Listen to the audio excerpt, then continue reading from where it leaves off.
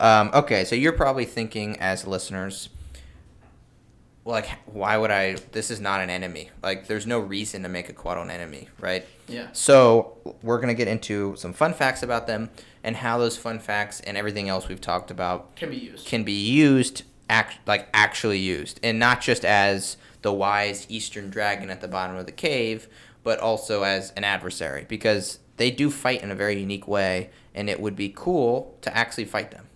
Right. So let's talk about that. So fun facts, what do you got? All right, fun facts. So Couatls, a lot of people don't know about them, and that's kind of a joke from Wizards of the Coast. They literally, Couatls are trying to be forgotten. Like, right. They don't want people. And that goes with their lore. That goes with their lore. So literally, the Wizards of the West Coast put it as a joke, where like in the monster manual, it's literally only like 3 paragraphs, and they want you to know like nothing about them.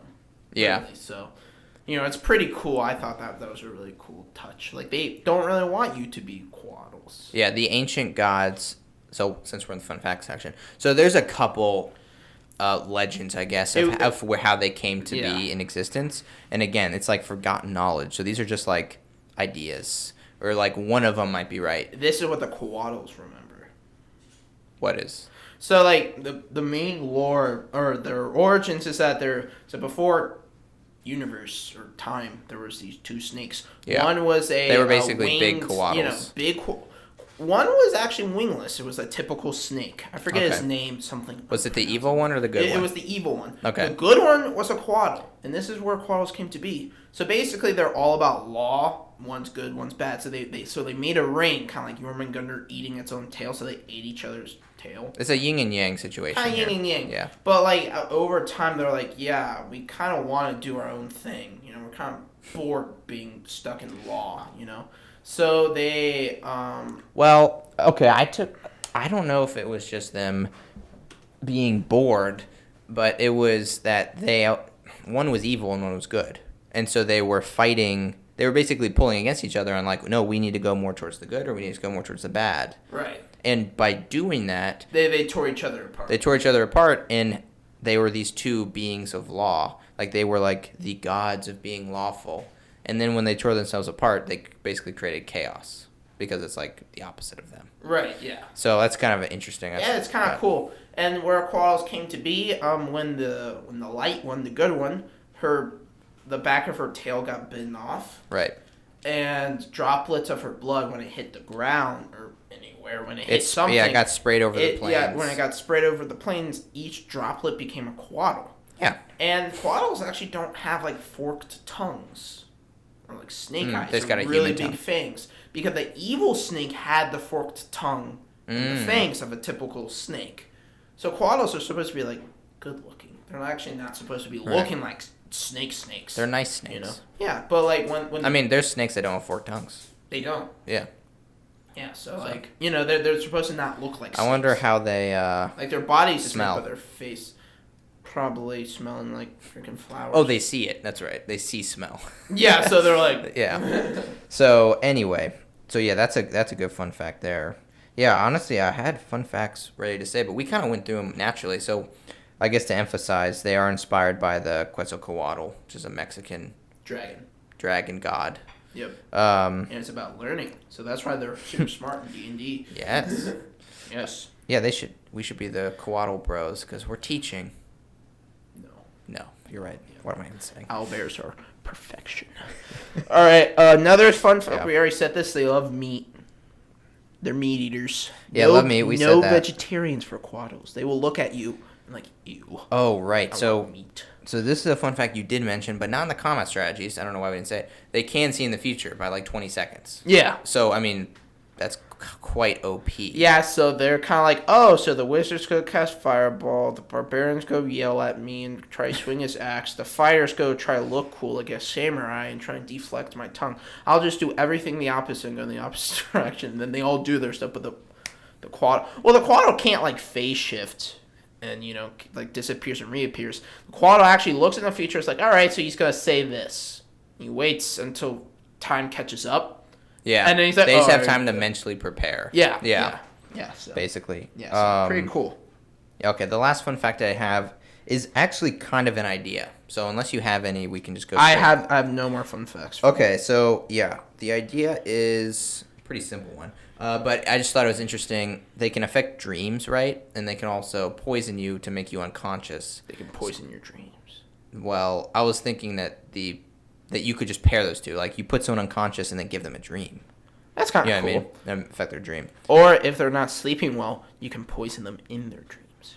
Knock them out. Well, yeah, you could just replay in their mind any moment you want, including the one in which they got poisoned. Yeah. But okay, let's get into better ideas here. Kid. That one was just a little. All right, so now we're going to better ideas, like cool ideas. Yeah, our extra ideas. I got one. Make them big. That's kind of a cool one. Couatls, they're supposed smaller than you'd think. They're supposed to be massive. Like some of them can be like in other lore, non D&D, but other ones they can be like world size. Like they're supposed to be big. Well, okay. And maybe don't make them that big. Yeah, don't make them that big, but make them like huge or something like that, or like just large. Yeah, I guess it doesn't make a big difference. They would obviously have to fight differently, but if you're just having an encounter where it's supposed to be this beautiful, majestic beast, and you're be in awe of it, maybe just make it bigger. Yeah, just make it like. And it will give the players the knowledge they need, and it'll just be cooler. Yeah. Also, a cool idea. Make them probably a bit. I know it goes against their personality, but maybe make them a little bit lethal-ish.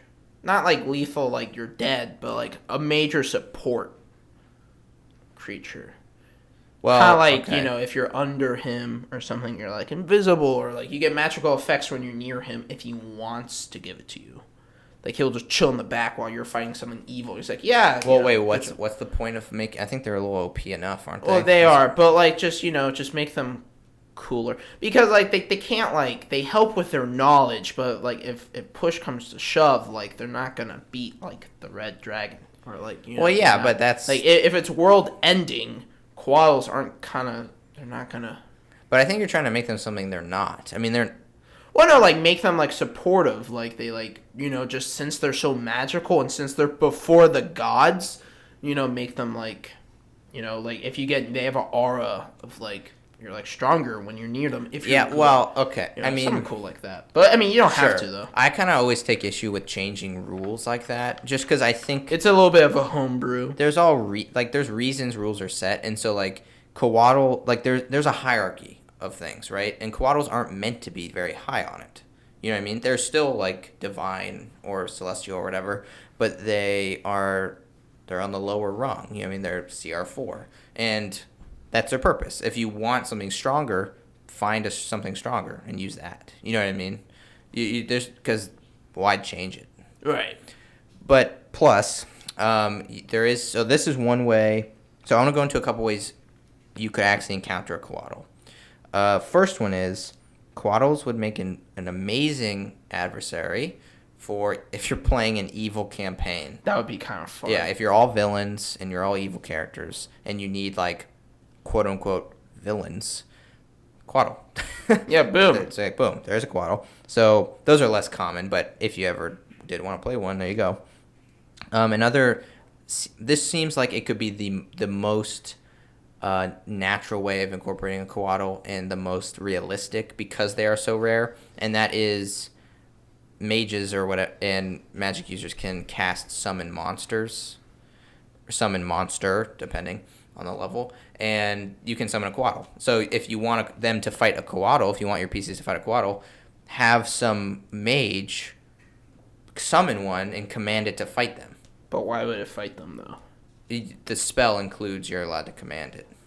Oh, so it's like not a summon. real Couatl, but it's like a fake one that does the same thing. Well, I mean, it depends because, how like, you. why would it doesn't matter mechanically. So whichever one you want. Yeah, I mean that would be cool. I mean, Couatls are kind of horrible at fighting though. Like that's not what they're known for. I think we went through how they're actually quite strong because again, summon monsters there's multiple levels to that, so you can only summon things with a certain level to them. And Couatls, as we talked about, although it's not like a dragon, it is much better than CR4, right? Right. So if you can only summon something up to a CR4, Couatl's a good bet because you're kind of getting more bang for your buck. You know what I mean? That's true. Yeah. Yeah. I mean, Couatls they're angels though, so I'm not sure if you can summon them. They're celestials. They're not. No, I'm pretty sure you can. I don't know why you wouldn't be able to. I mean, they're angels. Like, well, maybe actually, maybe you'll call it angel spell. Maybe it's a Couatl. You know, like right. Like your spells that you can summon an angel to give you advice. Maybe it's like a Couatl. Yeah, but I mean, if you want to fight one, I am pretty confident summon monster works. So maybe. I mean, it's gotta be not sure, the fourth level of it or something. Yeah. But there's that. Yes. What do you got? Any other extra ideas? I kind of had one. You can make them as like they're guardians of like a trial that you're trying to do. You know, like guardians of a trial. Maybe maybe you have to do all these trials and stuff to get to something or get something, and they would be one of them. You know, like that would be like a big part of that trial. It's like I am meant. Only the thing that can defeat me gets this. Yeah, basically. That'd be interesting. Or like you have to do like a lesson. You know, like maybe like you have to fail. Couatl like tries to teach you something. You know, like yeah. You know, like kind of make it cool, like where it's like kind of like, or you can make it like where it's Master Oogway. He's freaking like a master of something. You know, like of the mystic arts, but it's a Couatl. Right, you know, in the form of something else. Because like all creatures can be different classes, so theoretically you can have a wizard Couatl. That'd be kind of scary, but cool. No, yeah, definitely. Yeah. All right, so this is my big way of, I'd say, getting a Couatl to be an adversary in just a regular campaign where your PCs are generally good. You may have a rogue, but they're in general good. Yeah. We may have a warlock or whatever, but they're good. And really the trick here is using morality, and so diving into moral philosophy and realizing that although something is good can be very subjective, and there can be opposing versions of good. And so it's those opposing versions where you can get players and the Couatl, while they both might be good, if they have opposing versions of good, they may be adversaries now. And so, for example, just a real quick, we mentioned abortion over there. So abortion is a moral quandary, right? Yeah. So if you take something like that, let's say you had an egg. You see where I'm going with this? So you have an egg, or you know what? Let's just say it's a magical item, and this item in the future, in like 2 centuries, will bring about this ultra good deity, and the deity will be good, and it will birth this new being, and the Couatl has been tasked with guarding it. Okay, so now the PCs come in. The PCs are trying to solve a problem where this big bad is trying to wipe elves off the face of the realm. And so the PCs are like, we need this item because this item will help us save the elves. But the Couatl is like, hang on, this item, if you take it, you might break it or something. And then the good deity that's supposed to come out in a couple hundred years doesn't come. So I can't let you take it. And the PCs are like, well, we're not going to break it, all right? And it's like, I can't risk that, right? So now you have a thing, and then the PCs are like, well, listen, I guess we're going to have to take it from you if you won't give it, because all the elves are about to die. You know what I mean? We have to take it. So now you have a fight. Right, yeah, no, that would be good. That would actually be very cool. Very cool. Yeah. So it's about taking morals and different versions of good and putting them against each other, and that's how you can get good beings like a Couatl to be an adversary. Again, the Couatl would still probably fight in a nice way. Yeah, they would just try to stop you unless you're winning. Then it might get desperate. Right, yeah, because like it would kill you if it means to save its goal. Yeah. Like if you need to die, you're gonna die. Yep. Which is sad. True. And so another idea. Do you have one you want to? I have no more extra ideas. All right, then I'll just speed through some stuff I thought of. So one is if a Couatl is going to be in your campaign in some sense, like maybe you're foreshadowing this moral dilemma that your PCs will have with the Couatl, use dreams, because Couatl uses them, and try to trick your PCs and be like, don't go here. Like I talked about this a little bit in another section. Don't go here, you're gonna die. Yeah, or show like this is like if this is your long lost love, this is your soulmate, and that's like the Couatl trying to like get some message to the PCs or like manipulate them in some way. So that's another cool way you can use Couatls, because like dreams and visions are a pretty easy way to convey information in a campaign, and Couatls are would do that. So go for it and use Couatls in that sense. Yeah, no, that would be pretty cool. Yeah. Is there anything else you have? No, I think that's what I got for the extra ideas.